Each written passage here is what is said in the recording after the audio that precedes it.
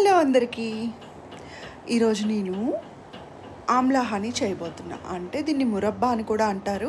తేనెలో ఉసిరికాయలు నానబెట్టడం అనమాట.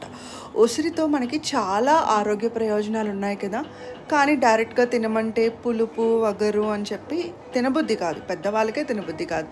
అందుకని ఇలా అనమాట ఊరబెట్టుకోవచ్చు. అది మొన్న చూపించా కదా, ఇది ఇంకోలా తేనెలో ఊరబెట్టుకొని. తేనె ఆరోగ్యానికి చాలా మంచిది, ఉసిరి కూడా మంచిది. రెండు కలిస్తే ఇంకా చాలా ఆరోగ్య ప్రయోజనాలు ఉన్నాయి. దాని మేకింగ్ ఇలా చూసేయండి. ముందుగా కొన్ని ఉసిరికాయలు తీసుకొని క్లీన్ చేసి అవి కొంచెం ఉడికించుకోండి. మీరు స్టీమ్ అయినా చేసుకోవచ్చు. నేనైతే ఒక 5 నిమిషాల పాటు ఉడికించి పక్కన పెట్టుకున్నా.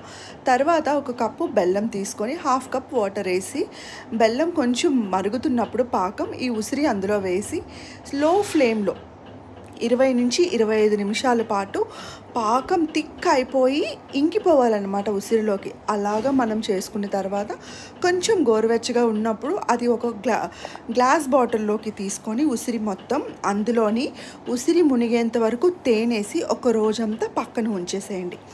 పక్కన అవునట్టు పాకంలోని కొంచెం బ్లాక్ సాల్ట్, కొంచెం దాల్చిన చెక్క పౌడర్ వేసుకుంటే ఫ్లేవర్ బాగుంటుంది.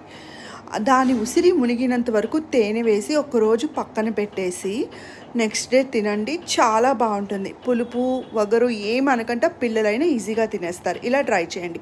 Thank you for watching my videos.